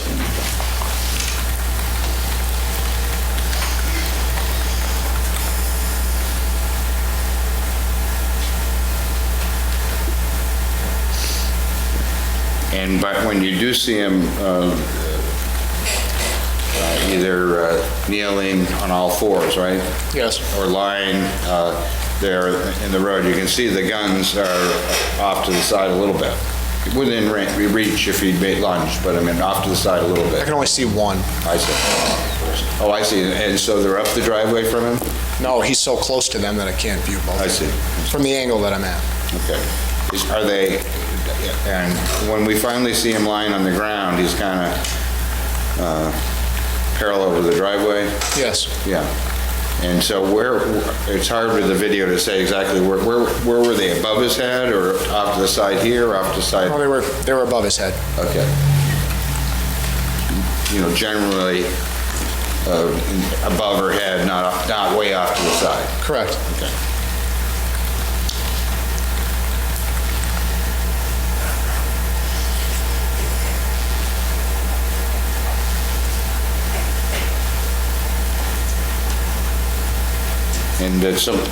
And when you were back to 30 feet, you yelled at him to show your hands even though he was already on all fours? Yes, as I recall, I was telling him to show me his hands. Yes. Huh? As I recall, yes, that's what I was telling him, to show me his hands. And then the gentleman, as the uniform officer start approaching, the gentleman starts to stand up with nothing in his hands, correct? As I recall, yes. Okay.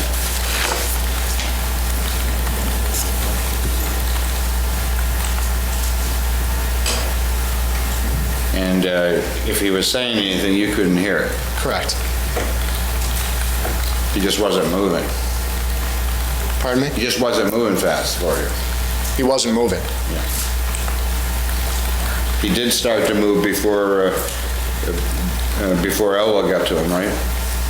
As the sirens were coming, yes.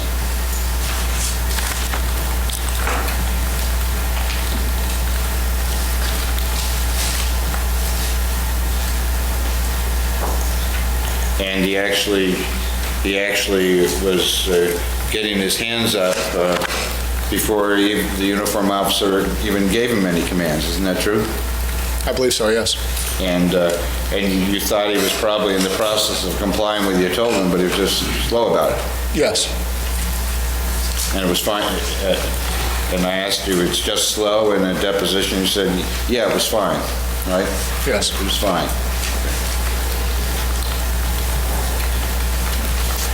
Now, the larger firearm is the Ruger, correct? Yes. Okay. And the Ruger was the one that you examined first? I believe so, yes. And when you pulled back the what do you call it? Racked the what?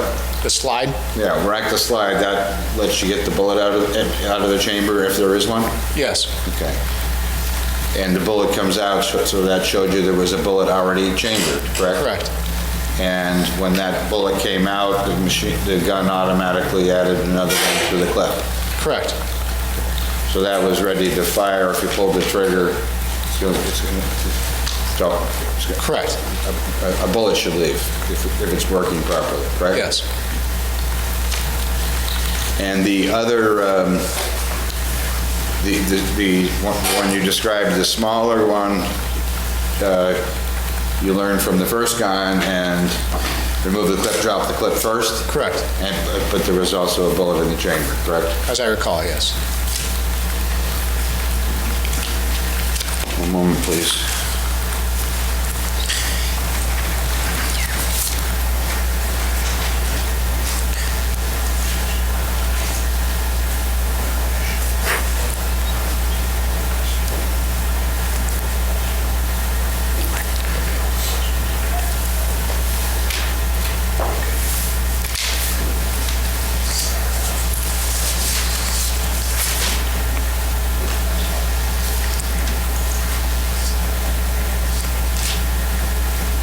If I could have the Thomas video back on display. What, it's right up there. It's up there. Well, I was, last time. So, to be clear, if the chamber had already been empty, there would have been no bullet ejected because of moving the slide would just move the bullet back in, right? Chamber empty. Yeah. Yeah, so that just needs to be I'm clarified. going to show you, before I put it in, I'm going to show you If I 15, say it like that, he's gonna object. and that's marked as So let him Sergeant Thomas Cruiser video. Yes, sir. And is he one of the officers that appeared in the scene in the video? Yes, sir. And the other uniformed officer is? In that particular video? Yeah. George Elwood? And eventually the troopers come in? Yes, sir.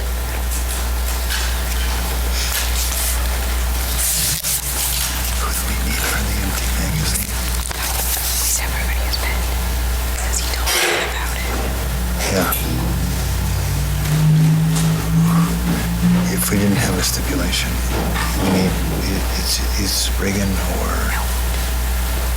It's not Elwood, because Elwood didn't really pick it up. Reagan. It's Reagan. You sure it's No, Reagan? no. Reagan back Okay, there. okay, I'll tell you in a minute.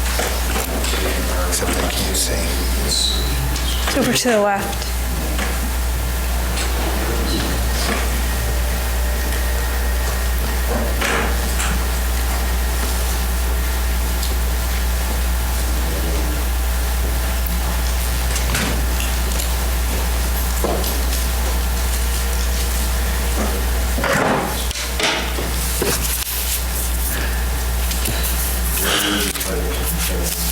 Just hit close on that box. Just hit close. You should play.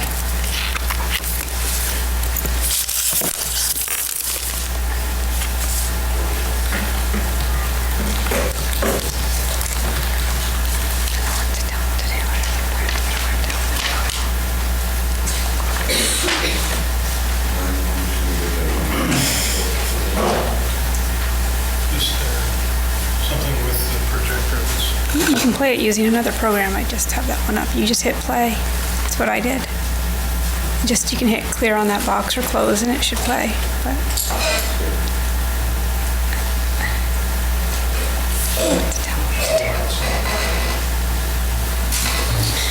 This is the same video we just watched, correct? We didn't see the whole thing, and I was just in the beginning, so I'm just trying to get it going the same way it was going, but I can't even see the screen.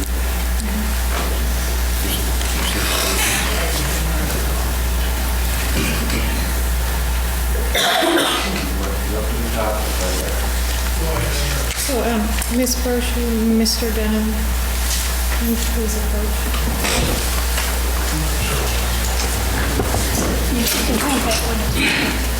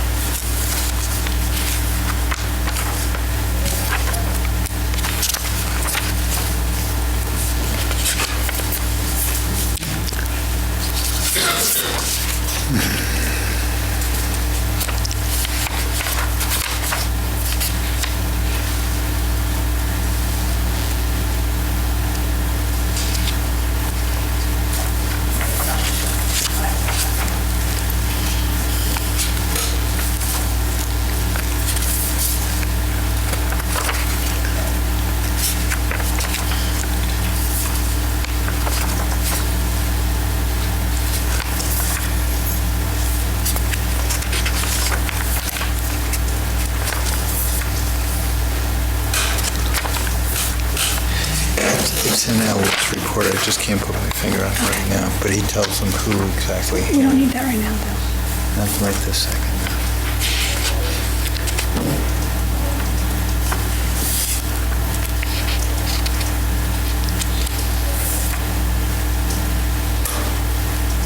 Is that Officer Thomas there? Right there, yes, sir. You guys just went to the cruiser?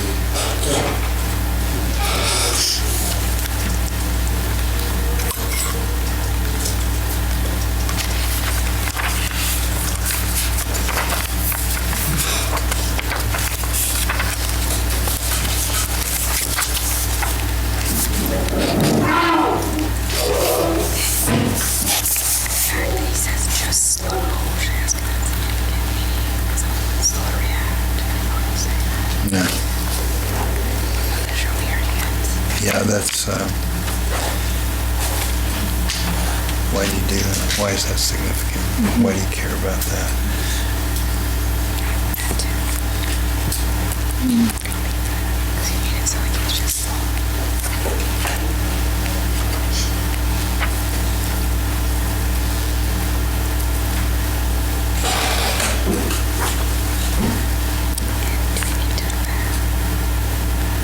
No. Which officers there? Just walked in front of the cruiser. Yeah. Officer Elwood.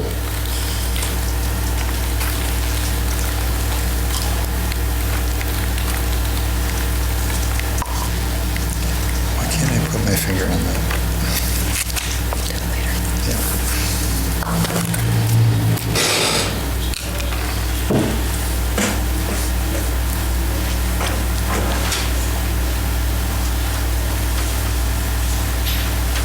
And so he's collecting the items that were in the roadway, including those firearm-related items? I'm assuming, I don't recall. But that's you on the other side of the picture, right? It is, but I don't recall.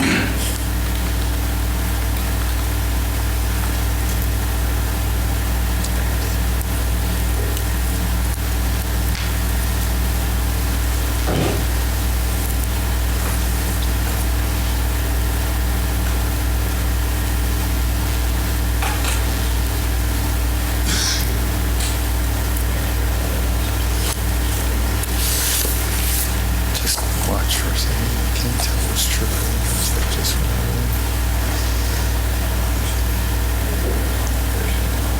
This is the one standing right there. I see what you're saying.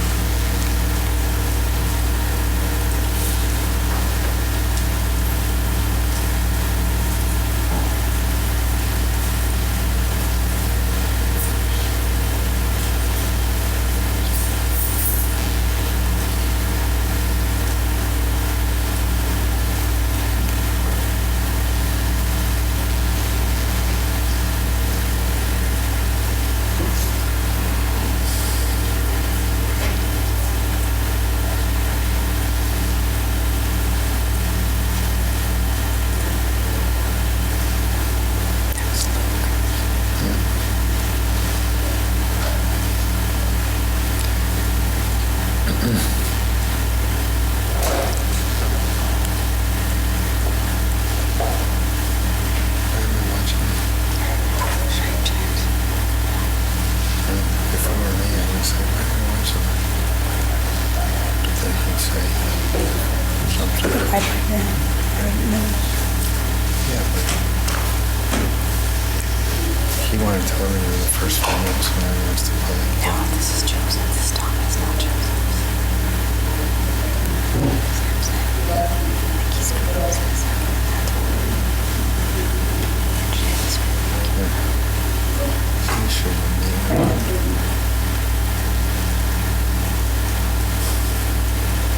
He's going to be crying all the way back to the police station. That's fine.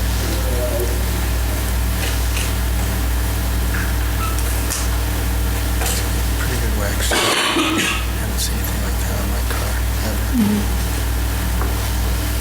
I have to take better care of it. That's been bad. So is Matt in this car now?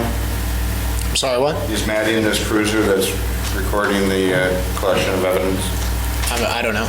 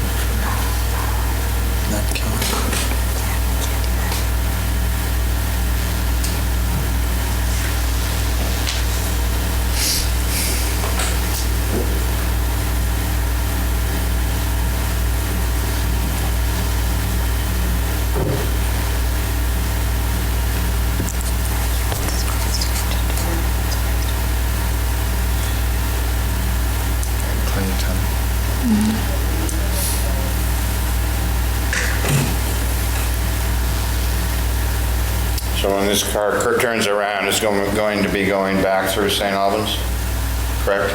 Yes. So that would be the Brandon complex on the right? Yes.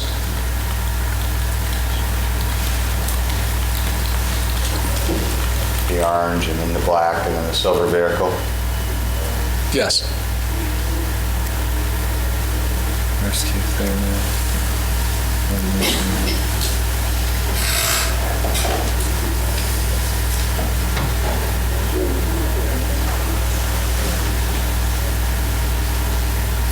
Did you show him the whole video? And that's the piece of equipment that was obscuring your view on the right? Yes.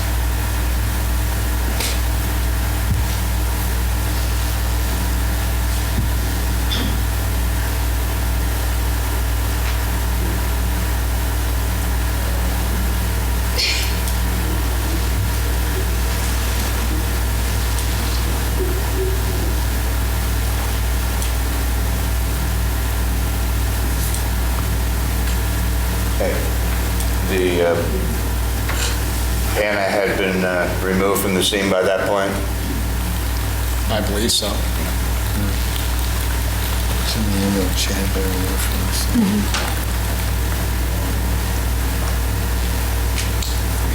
So this would be the intersection of Lower Newton Road?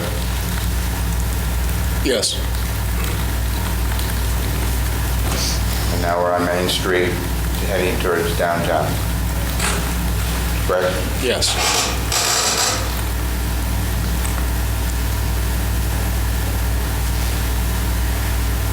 What did the judge tell you at the bench?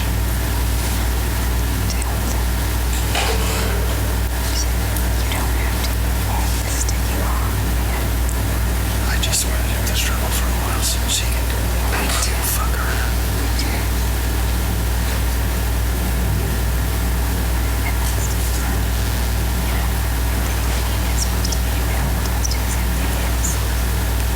That's correct. Well, I didn't like the way he was treating you. That's why I... Tell the jury when we get to Lake Street. Yeah,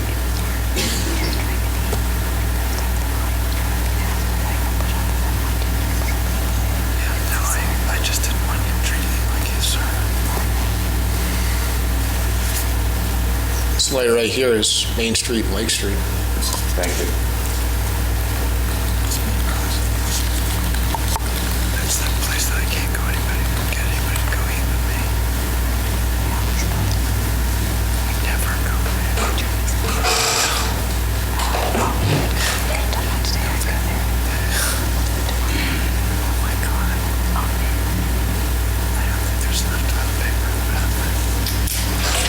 This would be lower Weldon here? Yes.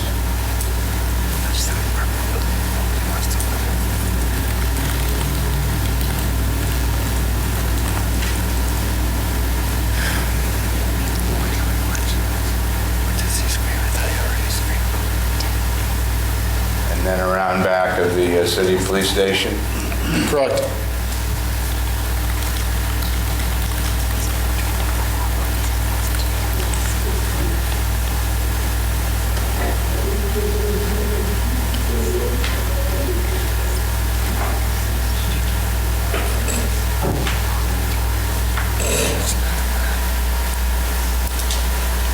That's all the questions I have at this time.